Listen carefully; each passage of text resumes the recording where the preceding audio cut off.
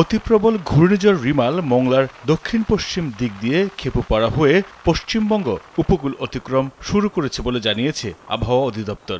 রোববার রাতে আবহাওয়া অধিদপ্তর জানিয়েছে ঘূর্ণিঝড়টির কেন্দ্র আরও উত্তর দিকে এগিয়ে আগামী ৫ থেকে ৭ ঘন্টার মধ্যে উপকূল অতিক্রম সম্পন্ন করতে পারে। ঘূর্ণিঝড়ের ৬৪ কিলোমিটারের মধ্যে বাতাসের একটানা সর্বোচ্চ গতিবেগ ঘন্টায় ৯০ কিলোমিটার, যা দমকা হাওয়া আকারে ১২০ কিলোমিটার পর্যন্ত বৃদ্ধি পাচ্ছে। সাগর বিক্ষুব্ধ থাকায় পায়রা ও মংলা সমুদ্র বন্দরকে ১০ নম্বর মহাবিপদ সংকেত দেখাতে বলেছে আবহাওয়া অধিদপ্তর। উপকূলীয় জেলা খুলনা, সাতক্ষীরা, বাগেরহাট, পিরোজপুর, ঝালকাঠি, বরগুনা, বরিশাল, ভোলা, পটুয়াখালী এবং অদূরবর্তী দ্বীপ ও চর ১০ নম্বর মহাবিপদ সংকেতের আওতায় থাকবে। কক্সবাজার ও চট্টগ্রাম সমুদ্র বন্দরকে ৯ নম্বর মহাবিপদ সংকেত দেখাতে বলা হয়েছে। কক্সবাজার, চট্টগ্রাম, ফেনী, নোয়াখালী, লক্ষ্মীপুর, চাঁদপুর, অদূরবর্তী দ্বীপ ও চর ৯ নম্বর বিপদ সংকেতের আওতায় থাকবে। খুলনা, সাতক্ষীরা, বাগেরহাট, পিরোজপুর, ঝালকাঠি, বরগুনা, বরিশাল, ভোলা, পটুয়াখালী, ফেনী,